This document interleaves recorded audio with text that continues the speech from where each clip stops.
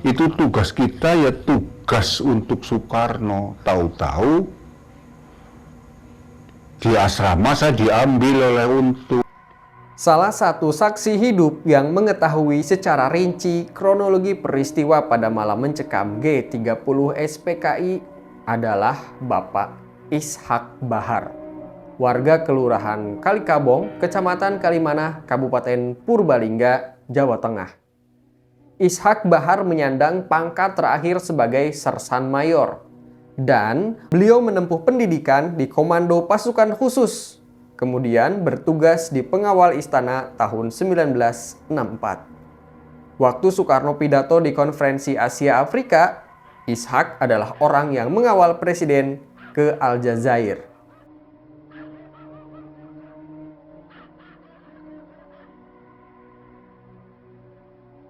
Ishak mengungkapkan keterlibatan dirinya dalam tragedi G30S adalah hal yang tidak pernah ia duga sebelumnya.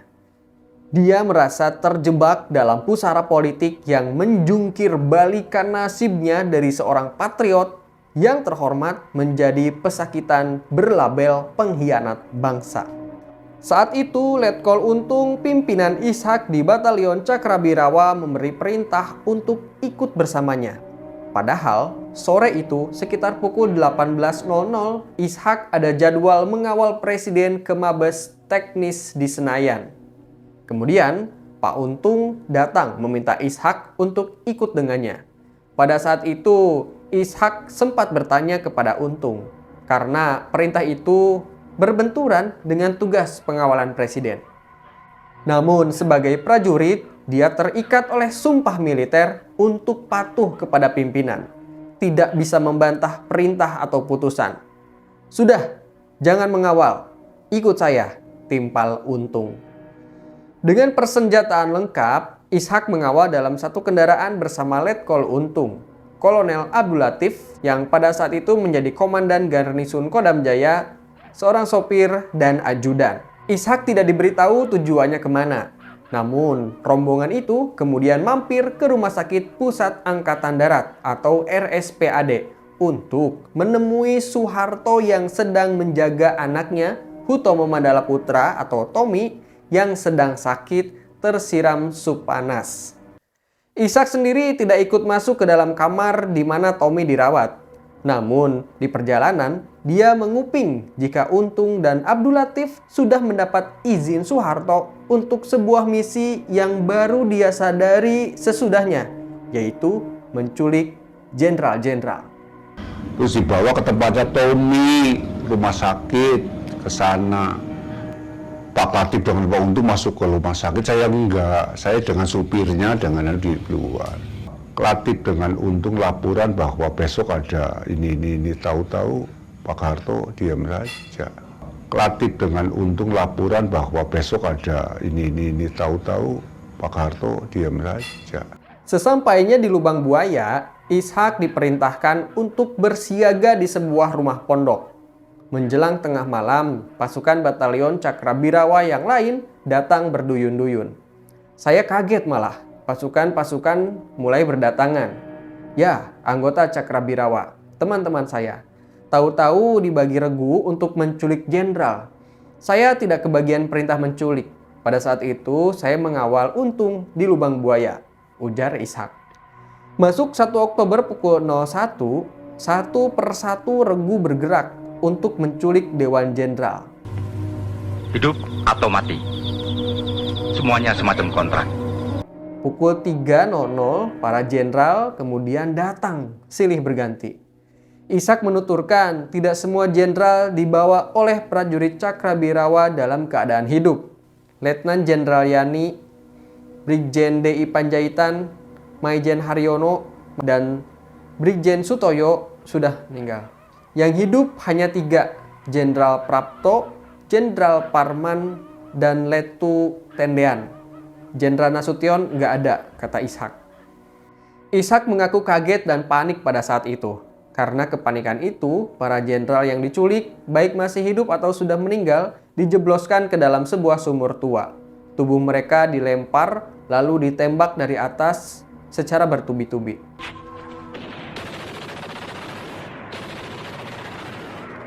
Saya menyaksikan langsung dengan satu orang polisi, namanya Sukitman. Awalnya Sukitman ini disuruh dibunuh, tapi saya tahan, saya lindungi. Kelak, Sukitman yang diselamatkan Ishak ini menjadi saksi kunci bagaimana kebiadaban para tentara Cakrabirawa membantai Dewan Jenderal. Dia pula yang akan menunjukkan lokasi jasad Dewan Jenderal yang dibenamkan dalam sumur tua, lalu diuruk, ditanami pohon-pohon pisang. Ishak mengungkapkan peristiwa pembantaian itu berlangsung sangat cepat. Bahkan sampai detik terakhir penembakan jenderal, dia masih belum percaya apa yang terjadi di depan matanya adalah nyata. Saya hanya sedikit tahu kalau Dewan Jenderal ini mau menggulingkan Pak Karno.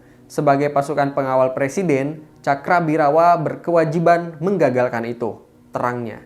Ishak mulai sadar kemudian bahwa dirinya sudah terjebak masuk dalam pusara gejolak politik yang maha dahsyat. Itu serayang pandang itu, terus saya bawa ke sana, Lubang Buaya. Tidak tahu menahu urusan apa, ini saya juga kaget. Tahu-tahu begini.